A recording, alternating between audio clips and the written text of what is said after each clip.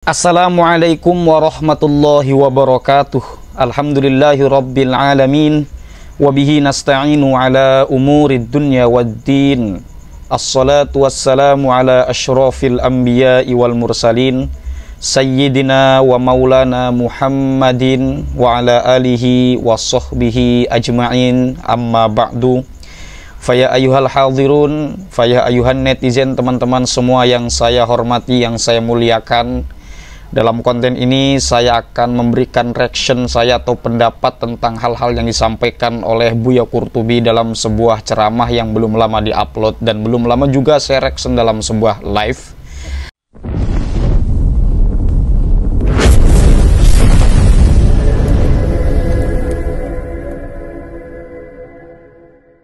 Kalau kita perhatikan, ini kita berarti sudah masuk ke pembahasan. Ada beberapa hal atau poin yang ingin saya sampaikan dalam konten ini, tetapi sebelum saya lebih lanjut berbicara mengenai hal-hal yang disampaikan oleh Buya Qurtubi, ingin terlebih dahulu saya menyampaikan kepada teman-teman atau menyapa terlebih dahulu kepada teman-teman untuk supaya kita bijaksana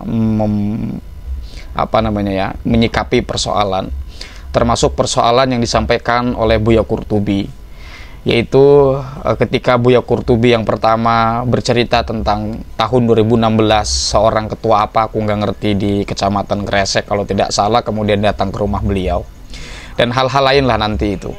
Yaitu adalah apa? Yaitu adalah kita mesti sepakat bahwa kita harus saling mendoakan kebaikan, baik yang pro maupun yang kontra dengan Keimat, atau yang pro maupun yang kontra dengan pihak Habaib atau dengan Buya Qurtubi sendiri. Kita harus saling mendoakan. Artinya kesadaran kita sebagai muslim harus lebih besar daripada ego kita terhadap keinginan kita agar seseorang itu mengakui Habib, atau keinginan kita agar seseorang itu tidak mengakui Habib sebagai zuriyah Rasulullah Shallallahu Alaihi Wasallam.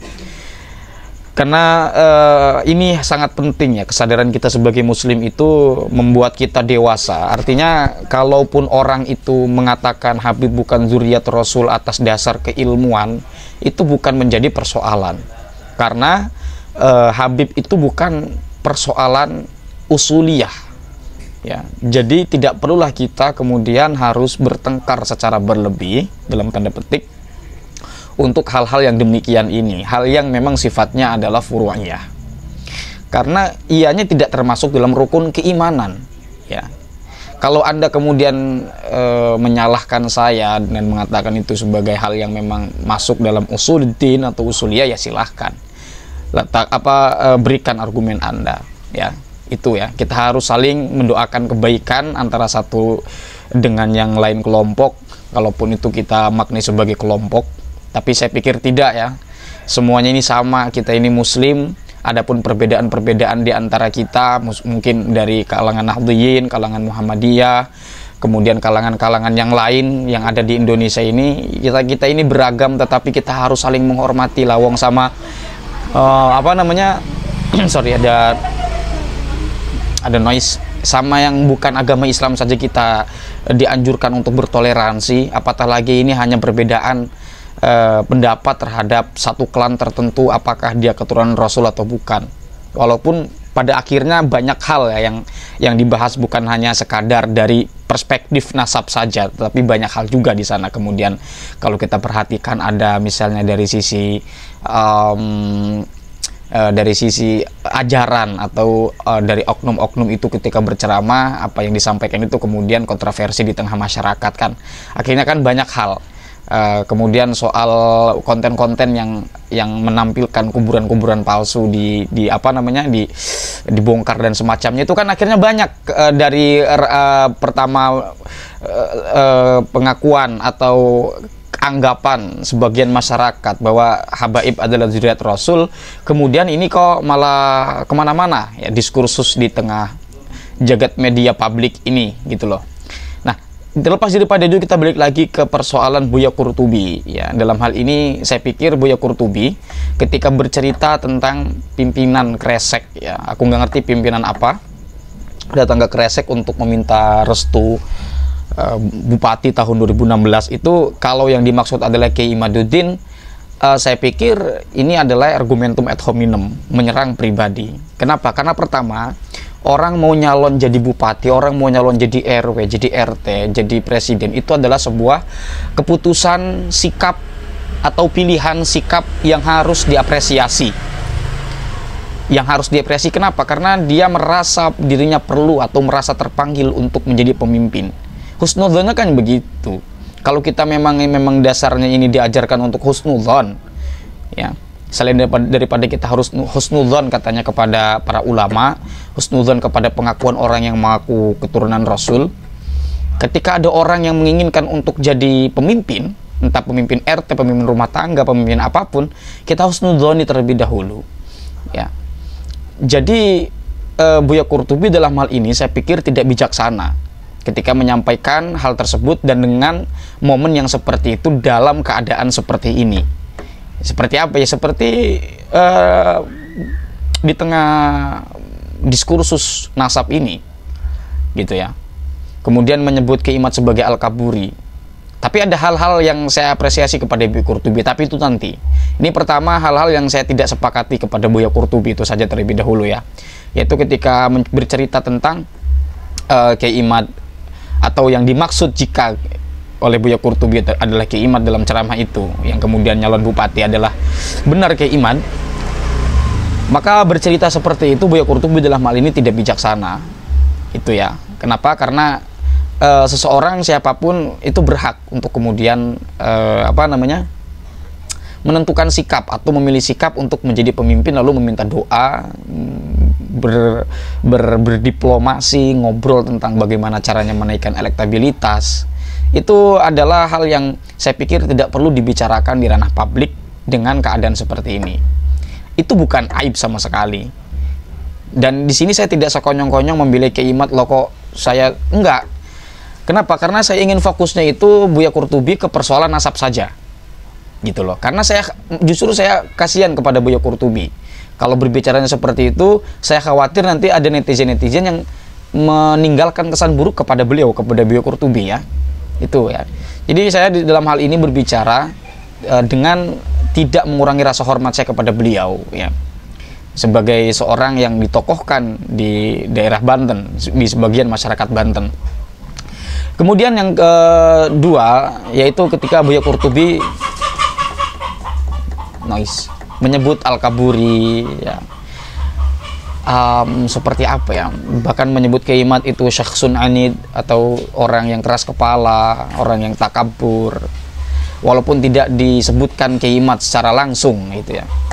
Tapi kan ada apa, saya melihat itu atau saya menginterpretasikan ketika Buya Qurtubi menyebut walau aftal muftun, itu menyebut itu kan berarti yang dimaksudkan Kiai Imad, siapa lagi kalau bukan Kiai Imad gitu kan. Dan konteksnya kalau kita perhatikan dalam ceramah itu atau dalam pidato atau sambutan atau pidato atau apa itu kan memang secara garis besar kita bisa maknai itu memang berbicara tentang bagaimana Kiai Imad terhadap kesimpulannya kepada Mbak Alwi yang mengatakan Bu Alwi bukan keturunan Rasul itu.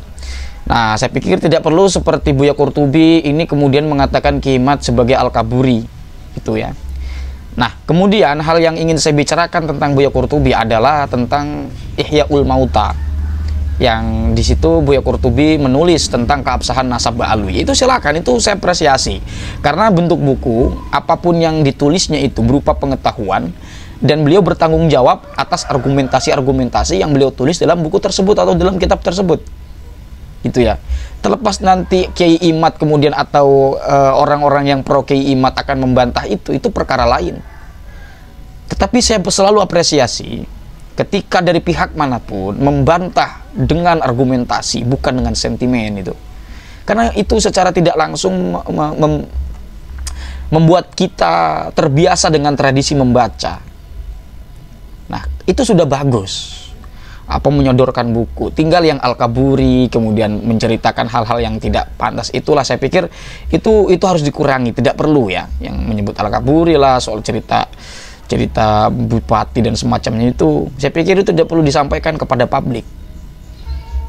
Apatah lagi konteks Kiai Imad dengan Mbak Alwi adalah tentang kajian beliau, kajian Kiai Imad gitu. Dan ya kalau Anda ingin membantah Kiai Imad itu sangat bagus, tapi harus ilmiah gitu ya, bukan dengan marah-marah Jadi yang harus kita jadikan pusat perhatian adalah bagaimana kemudian ini bisa menjadikan kita bijaksana, bisa kemudian menuntun kita untuk menjadi umat yang cerdas, umat yang literer. Karena agama Islam itu adalah agama ilmu, Pak. Bukan agama sekadar doktrin. Biarkan orang itu membaca, belajar, meneliti, mengkaji, dan para ulama-ulama yang menuntunnya. Nah, saya pikir ini adalah hal yang perlu kita lestarikan, harus kita tradisikan, tradisi membaca, tradisi belajar. Terlepas Anda sepakat atau tidak dengan Kiai Iman, itu perkara lain.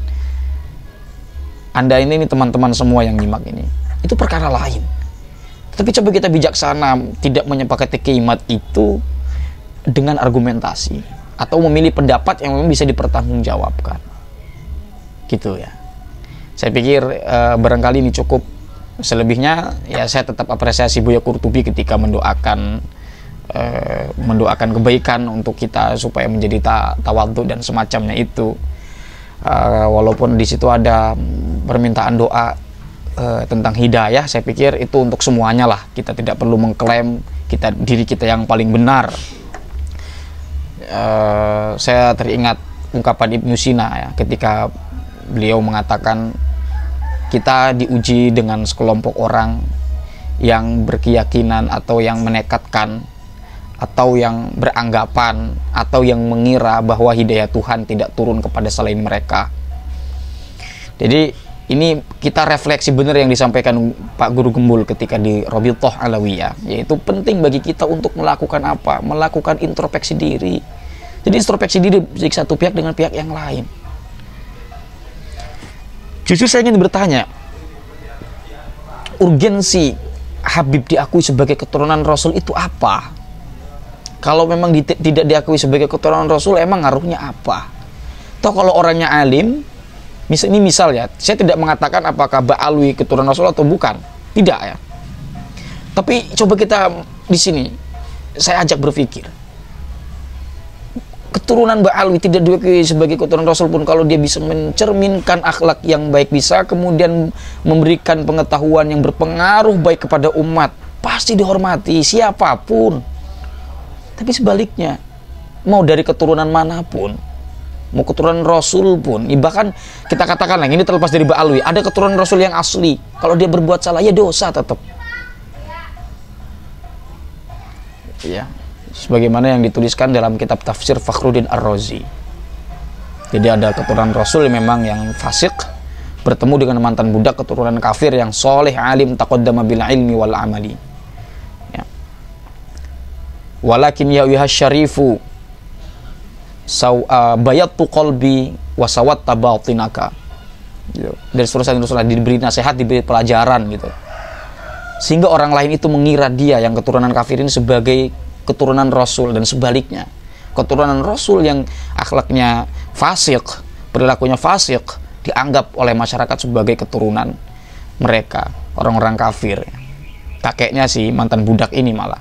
Jadi banyak pelajaran-pelajaran yang berkaitan dengan moral, yang berkaitan dengan etika, yang berkaitan dengan sosial, yang berkaitan dengan interaksi antar sesama manusia, agar bagaimana keislaman ini terbangun menjadi harmonis gitu.